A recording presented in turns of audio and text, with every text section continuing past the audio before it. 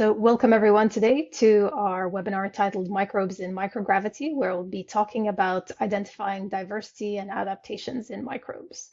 My name is Anna Maria Niewiadomska, and I'm the Segment Market Manager for Public Health and Infectious Disease at Oxford Nanopore Technologies. I'm joined today by two excellent speakers, Arabella Tan, a high school student at Iolani High School in Hawaii, and Christian Castro, a bioinformatician working at JES Tech for the NASA Johnson Space Center. So those of you who may have already been to the Oxford Nanopore website have probably seen this phrase, to enable the analysis of anything by anyone, anywhere. And this is something that can be easily dismissed as just a piece of marketing, but it's something that we live and see every day at Oxford Nanopore. So who uses Oxford Nanopore? One of the first times I saw a MinION Mark 1B was at a research conference in 2016, where a researcher pulled out Mark 1B from his backpack and told me that they were using this to sequence Ebola viruses in an outbreak in West Africa. In 2022, I saw a research article on a high school student who had sequenced his pet angelfish and sequenced the genome for the first time. In 2023, I got the chance to see Sarah Castro-Wallace from NASA speak about their journey with bringing nanopore sequencing from the bench all the way up into the International Space Station. In 2024, I got the chance to see Matt Keller from the US CDC talk about how they had developed sequencing in a suitcase to be able to take nanopore sequencers to State Fair and sequence influenza samples from pigs to look for potential zoonotic transmission of influenza. So to me, this is just a few examples of how we can really sequence anything, anywhere, and by anyone. And so the next question is, what can you really do with a MinION? One of the first things that comes to mind is, of course, just sequencing. But is that really all that you can do with it? It's more about making genomics education accessible for all. And this was really brought home to me in a talk that I saw at the London Calling Conference this year, given by Jason Williams, the Assistant Director for the Cold Spring Harbor Laboratory DNA Learning Center, and Yvonne Chan from the Iolani High School in Hawaii. And they talked about what they do with MinIONs. They create the next generation of STEM leaders. They promote authentic research experiences in high school and in college. They help shape career paths, and they help inspire and empower people to do their own sequencing and their own research, even in environments where they don't have a full lab set up. And together we can all help do this together. Students, researchers, educators. Sequencing isn't just for people in the lab, and we can also help support all of these people to shape these career paths and the next generation of STEM leaders. And if you haven't seen this talk, I highly encourage you to do so, and you can just scan the QR code in the corner to take a quick look at it. So if you're interested in learning more about the Oxford Nanopore Education Program, you can again scan the QR code in the corner to read more about our pilot program, which has education-tailored pricing. It's been developed with more than 50 educators, and it's open for applications from both high schools and undergraduate institutes. We collaborate with genomic education groups, including the Cold Spring Harbor Laboratory DNA Learning Center, and we collaborate with them to generate community-authored guides for teaching as well. So these can be resources for educators, in addition to Oxford Nanopore's own educational materials. And so finally, I'll wrap up by just giving you a quick idea of what resources you might need if you'd like to replicate any of the research that you see today in the following presentations. If you're interested in 16S sequencing, you can combine our newly launched Microbial amplicon barcoding for 16S and ITS full-length gene sequencing with a MinION flow cell. You can sequence these either on a small Mark 1D plugged into a laptop or a GridION device, which has its own onboard compute, and use our 16S workflow to analyze your full-length 16S or ITS genes. If, on the other hand, you're interested in microbial isolate whole genome sequencing, you can grab any of the reagents on the bottom and combine our rapid barcoding kit along with MinION flow cell, again using a MinION Mark 1D or a gridiron. And of course, because this is an end-to-end workflow, we also enable analysis with our free and open source platform on Epidemy, using the workflow bacterial genomes to assemble and characterize your microbial isolates. And with that, we'll move on to the presentations from our excellent speakers. Thank you. My name is Arabella Tan, and I am a 12th grader at Iolani High School. Thank you for attending my talk. I'm excited to share about the work that I've been doing this past year, and thank you to my mentors for all of their support, Dr. Sarah Wallace and Dr. Hong Nguyen from the Johnson Space Center, as well as Mr. Ethan Hill, Dr. Yvonne Chan, and Dr. Rebecca Prescott. So aboard the International Space Station, astronauts get their drinking water by recycling wastewater that is produced on the station. This waste comes from different sources, such as humidity from the air, sweat, urine, and water from fuel cells. All of this wastewater is collected and run through a system called the water recovery system, which is a pipeline that involves different treatments and filters to turn this waste into potable drinking water. The water recovery system uses several disinfectants, including phosphoric acid, chromic acid, and iodine, in order to clean the water and prevent microbial growth. However, despite these treatments, there has been a consistent issue with microbial growth occurring within the water system, specifically in the tanks and the pipes, and this has been identified via sequencing over many years. One of the most commonly isolated bacteria from the water recovery system is Ralstonia piquetii. This is a bacteria that survives very well in low nutrient or oligotrophic environments such as filtered drinking water, and it's also been found in medical environments and sterile solutions. Ralstonia piquetii has also been found to have the potential to cause respiratory diseases in some patients. This presents a potential threat to astronauts because it's been found that astronaut immune systems are downregulated in space. This means that natural killer cells and T cell functions can be disrupted by the factors of space such as microgravity or radiation. And this has the potential to make astronauts more susceptible to infections, and as a result, Ralstonia piquetii may pose a potential threat to crew members because of its presence in the drinking water. Ralstonia piquetii has also been found to be able to adapt to new environments, specifically to the environment of space. A 2025 study done by Yuan et al. Found evidence of environmental adaptation to the International Space Station water system for Ralstonia piquetii.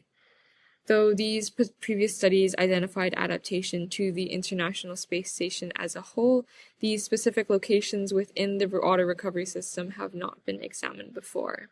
And so, in our study, we looked at 3 specific locations within the water system itself that demonstrate different characteristics. There is the condensing heat exchanger, where humidity from the air is pulled in and condensed into liquid water.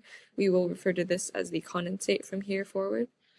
There's the wastewater tank, which is the storage area for the general wastewater, and there is the potable water dispenser, which is the source of the astronauts' drinking water. Overall, the purpose of our research was to, 1, determine whether the specific location from which isolates were collected had an effect on their genomes, and 2, determine Ralstonia piquetii's potential for pathogenicity. To do this, we looked at samples collected from the three different locations on the water recovery system, and these samples were collected by ISS crew members from the years 2009 to 2024. These included 2 samples from the condensate, 6 samples from the potable water dispenser, and 5 samples from the wastewater tank.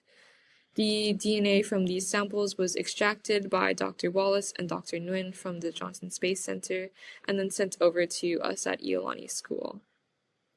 After receiving these extracted samples, we performed whole genome sequencing using the Oxford Nanopore MinION. In addition to these genomes that we sequenced, we also downloaded Ralstonia piquetii genomes from GenBank. These included samples derived from both the ISS and Earth, and were the same samples analyzed in the study done by Yuan et al. The genomes from Earth included samples that were derived from humans and surface sediment, and the genomes from the ISS included samples from the potable water dispenser.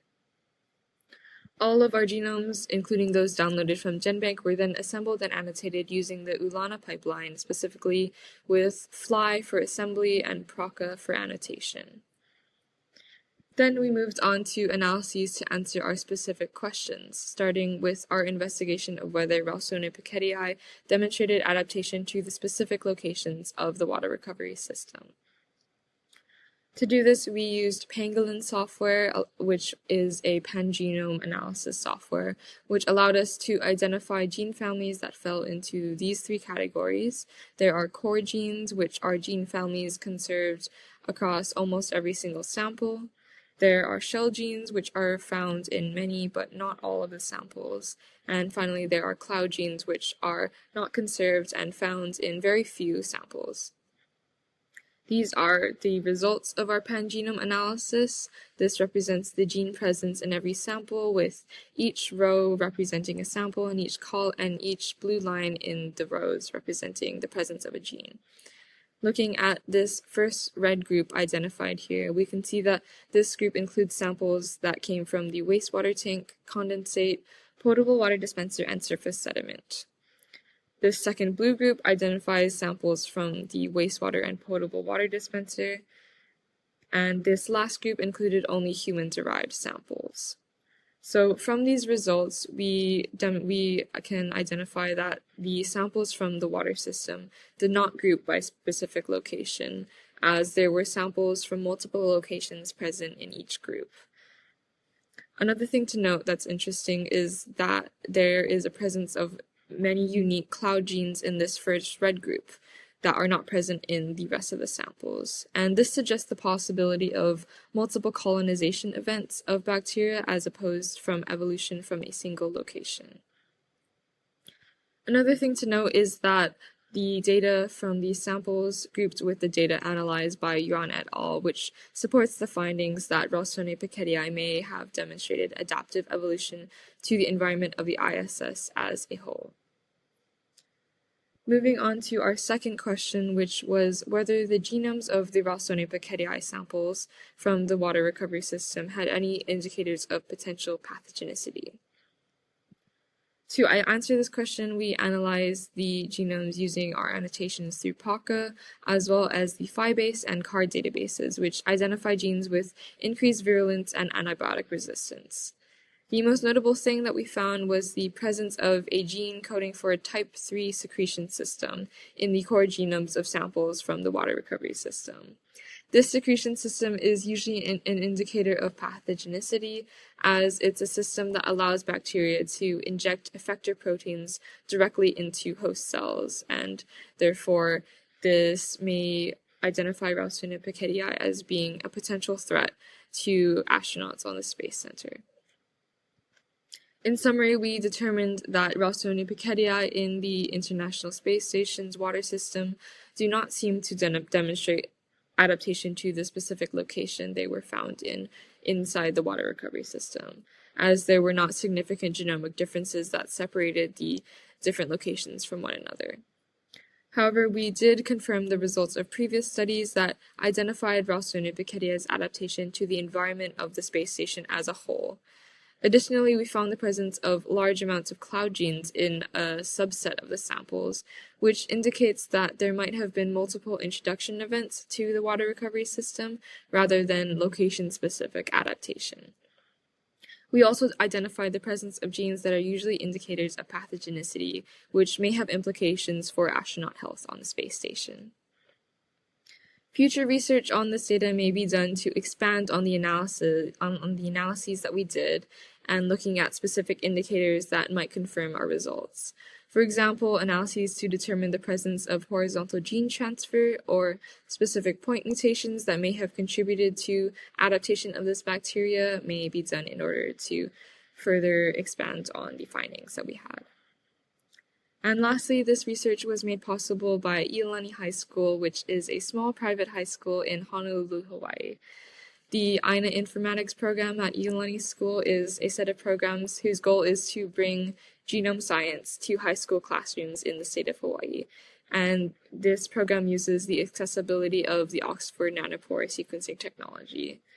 Through the MinION, Flongle, and Promethean, over the past 7 years, Iolani School has enabled 251 sequencing runs to be done by high schoolers. And I just wanted to extend my gratitude to Iolani School for this amazing opportunity to perform research. And lastly, I wanted to make some acknowledgements to my mentors, especially to Dr. Sarah Wallace and Dr. Han Nguyen from the Johnson Space Center for being so supportive and helpful throughout the whole process, as well as Dr. Rebecca Prescott and Dr. Yvonne Chan for their constant guidance, and as finally Mr. Ethan Hill for all of his help with the bioinformatics and the project as a whole. Thank you so much. Hello, my name is Christian Castro and I'm a bioinformatician in the microbiology laboratory at the NASA Johnson Space Center in Houston, Texas. My talk today is titled From Source to Sequence: Rapid Identification of Bacteria in the International Space Station Water System. Since the dawn of human spaceflight, NASA has been characterizing astronaut and spacecraft microbiomes. Space is a unique environment, with microgravity, closed-loop environmental control systems, and elevated radiation levels. When we send humans or cargo to space, the microbes don't stay on Earth, they travel with us. In space, they can change in unexpected ways, sometimes developing additional resistance or potentially becoming more harmful. That matters for two reasons: astronaut health and spacecraft systems. Microbes can cause infections, but they can also damage equipment by forming biofilms or corroding spacecraft components. We've learned a lot from the International Space Station over the past 2 decades. The ISS is a space station that's in low Earth orbit, approximately 250 miles above the surface of our planet, and has been continuously occupied by humans for over 20 years. Future missions to the Moon and Mars will bring even greater challenges. Understanding microbes in space is essential for mission success. Traditionally, we've relied on culture-based microbiology to detect and identify microbes. There are a couple of drawbacks with conventional methods.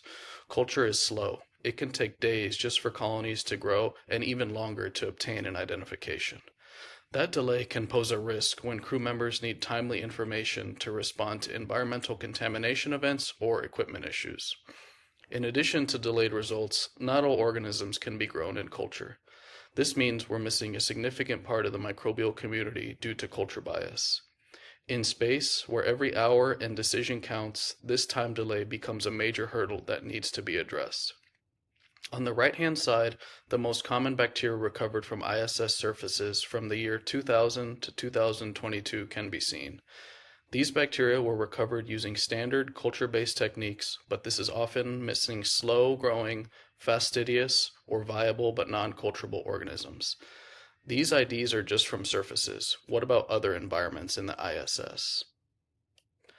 The Water Recovery System, or WRS, is an essential part of the environmental control and life support system on the ISS. It is a critical lifeline for the crew members, and it can recycle up to 90% of wastewater into potable water, which is then used for human consumption. Because it's a closed loop, it's also highly vulnerable to microbial contamination. Bacteria and fungi can form biofilms that clog filters and tubing, and they can even alter water chemistry in ways that reduce efficiency or cause damage. Some of the organisms that persist in the system can also become more resistant to the biocides we use for disinfection. That's why microbial monitoring of the WRS is a constant priority. It directly impacts both crew health and system reliability. Inputs such as urine distillate and humidity condensate are recycled as a part of the nominal operation of the WRS. If it's not functioning properly, how do we know? The Potable Water Dispenser, or PWD, is in the U.S. orbital segment of the space station and is designed to provide potable water dispensing capability for an on-orbit crew of up to 7. This is where astronauts actually get their drinking water while on the ISS. Providing potable quality water at the proper temperature for food and beverage reconstitution is critical to maintaining crew health and well-being. The PWD is capable of dispensing hot or ambient temperature water in increments from 25 up to 250 milliliters. It receives iodinated water as an input from the fuel cell water bus and then actively removes the biocidal iodine prior to dispensing. The treated water is then used for hydration, food rehydration, and hygiene. Because the PWD operates in a closed, warm, moist environment, it is the perfect place for microbes to persist. We routinely collect samples from the PWD and characterize the microbiology. Over the years, we've repeatedly isolated organisms like Burkholderia cepacia complex and Ralstonia piquetii, which can be seen in the chart on the right-hand side, which are bacteria recovered from PWD samples. These are hardy environmental bacteria, often resistant to biocides and capable of forming biofilms. Even when the system is running smoothly, we've observed shifts in the microbial community over time. Characterizing the PWD microbiome is essential for both water safety and long-term system reliability. There's residual bacterial population that lives in the PWD, and that is as expected. For future microbial monitoring, we need to make sure we don't have any pathogens present and to keep the microbial levels under control. To do this, we need a rapid monitoring solution. On the ISS and during human spaceflight, rapid detection isn't a luxury, it's a necessity. The ISS is a closed environment, and the delayed detection of contamination events can turn small microbial problems into mission risks. Traditional culture methods take days, and by then an infection may have already progressed or a biofilm may have started to adhere inside of a life support system, which could end up damaging equipment. That delay is unacceptable when you're hundreds of thousands of miles away orbiting the moon or millions of miles away on a Mars mission. What we need is the ability to identify microbes in real time, without waiting for cultures. That's why we're shifting towards sequencing-based, culture-independent approaches. These are being implemented as a suite of advanced microbiological tools that can tell us just not that microbes are present, but exactly who they are. The transition from culture to sequencing-based monitoring is critical for both astronaut health and mission success. Portable sequencers like the MinION have shown that we can generate real-time microbial data in space, and we're currently planning to implement the Mark 1D for future missions. We've been doing sequencing on the ISS since 2016, and we've done over 60 onboard operations with this hardware. There have been 14 astronauts that successfully generated data, which we use to tell us more about the various environments in the ISS. We chose to use a nanopore-based sequencer because they're compact, work in microgravity, and most importantly, they give crews an actionable result without waiting for cultures. It's a powerful tool that turns sequencing into an on-orbit capability, not just something we do after the mission. Now that we've seen the hardware, let's walk through how it's used. The sequencing workflow we designed is aimed to be simple, efficient, and spaceflight compatible. It starts with collecting a sample. That could be from an environmental surface, biological material collected on a filter, or cultured cells. Next, the microbial DNA is extracted using a set of reagents that requires minimal hands-on time and yields downstream-ready genomic DNA compatible with PCR amplification. Once the bacterial and fungal DNA amplicons are generated and cleaned up, the barcoded samples are loaded onto a MinION Mark 1D, which is plugged directly into a laptop and produces data in real time. From there, onboard analysis pipelines can identify the microbes present within hours, not days. This means that we can move from a potential issue to an actionable result in a shorter period of time when compared to culture-based methods.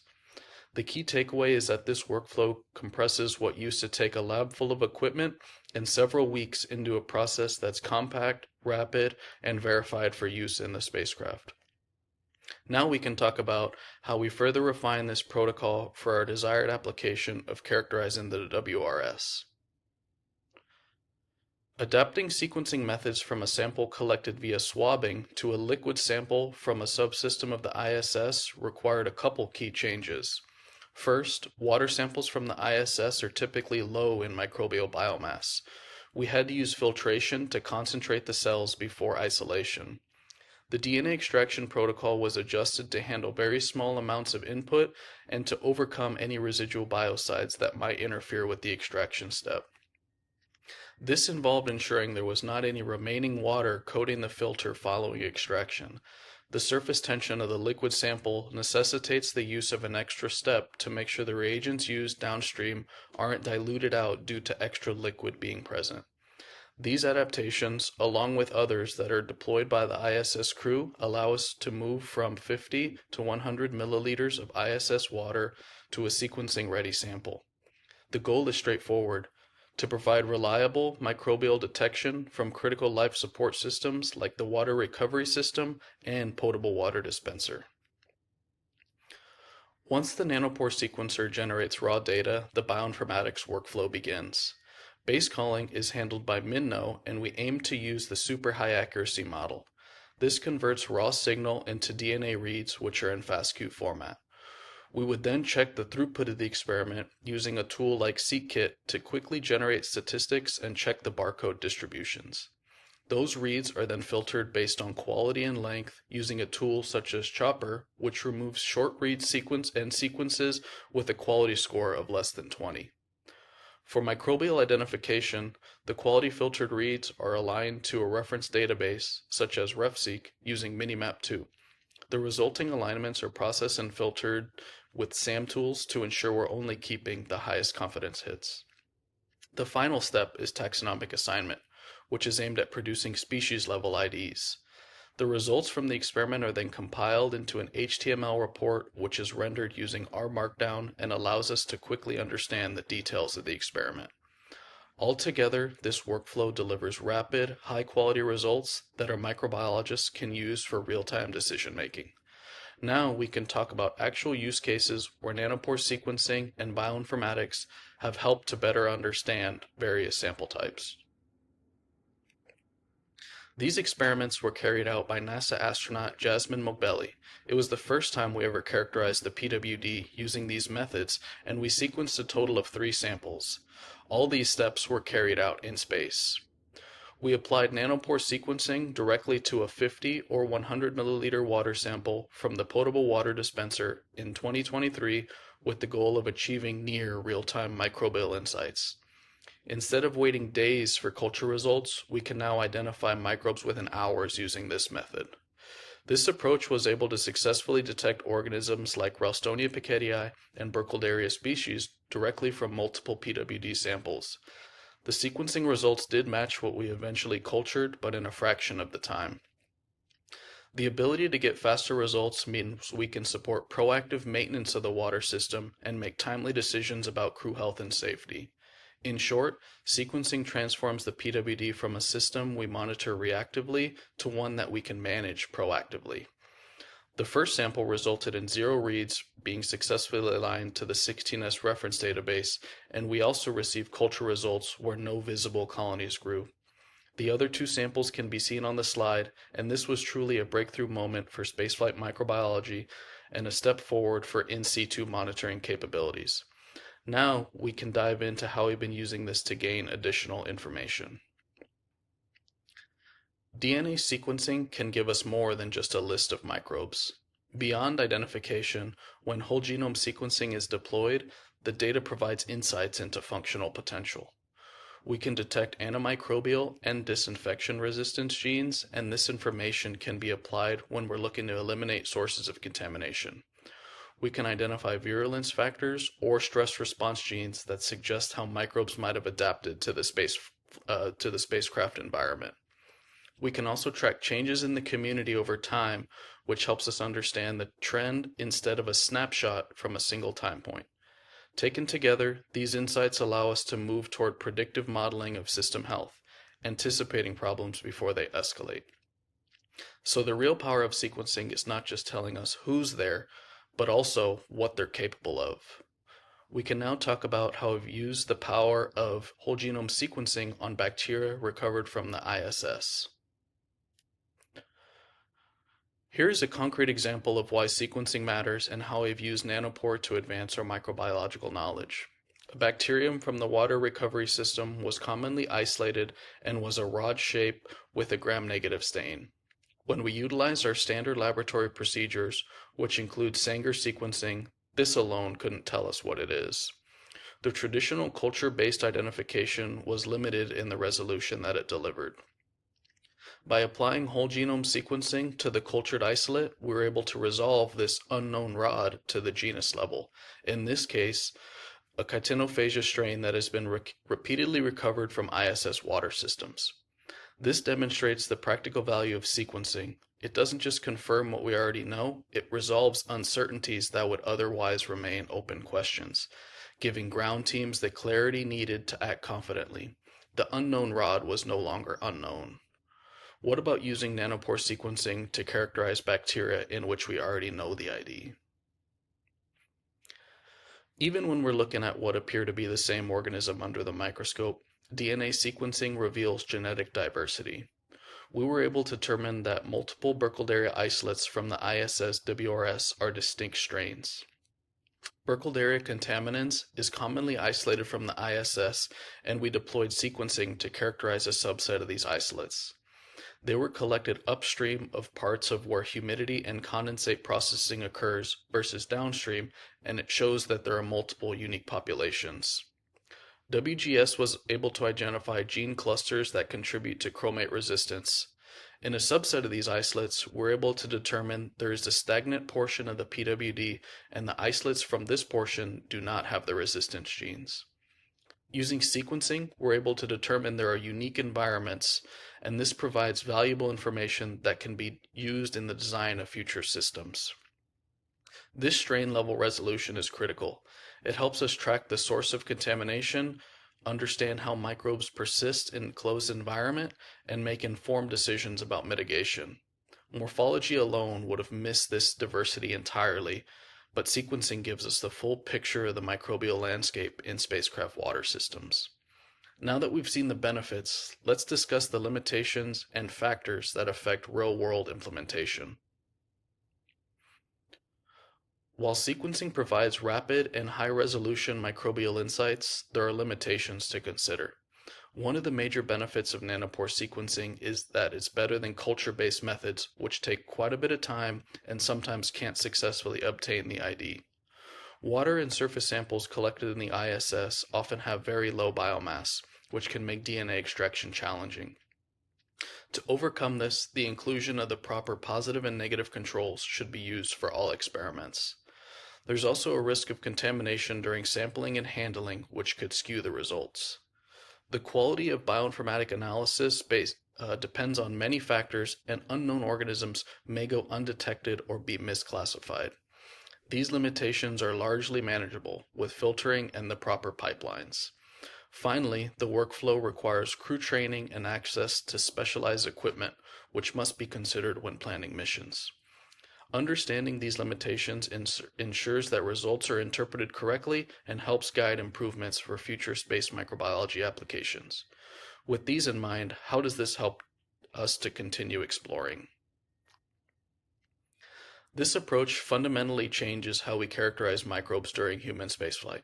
Instead of waiting days for cultures to grow, the scientists on the ground and crew members get real-time insights into the microbial communities. This empowers astronauts and microbiologists to make informed decisions quickly, whether it's responding to a potential contamination event, preventing biofilm formation in critical systems, or tracking shifts in microbial communities over time. In essence, sequencing moves us from reactive monitoring to proactive management, unlocking the knowledge we need to protect both human health and the integrity of spacecraft systems. Now we can look at the future of sequencing in space. Beyond the ISS, there are plans to place a new space station, Gateway, in lunar orbit, which will enable long-term human exploration at the Moon and new opportunities for scientific discovery to support NASA's Artemis campaign. We're part of the new frontier, and this technology has been baselined as the microbial water monitor for Gateway. We're also launching as a payload on Artemis 3, which will characterize the built environment inside the Orion spacecraft by the two crew who are not performing lunar surface operations. In addition to this, we've been hard at work integrating this technology into our routine monitoring protocols and are actively developing methods for more environmental matrices. The requirements have also been developed so that we can easily transition to next generation monitoring instead of culture-based methods. This is the routine monitor for exploration and will be used beyond low Earth orbit in the near future. Nanopore sequencing offers portability, speed, and checks all the boxes required for in situ monitoring. We have shown that this technology can be used for operational microbiology and the occasional anomaly that we come across. We're excited to continue developing methods and capabilities for nanopore sequencing-based workflows, and will continue to use it to keep our astronauts safe and healthy and our spacecraft systems functioning as intended. I would like to first thank the JSC Microbiology Laboratory for recovering all the cultured isolates I used in this presentation. I would also like to thank the folks who helped make sequencing in space happen. Also, the 14 astronauts and spaceflight microbiologists who carried out our experiments in space. I can now take any questions.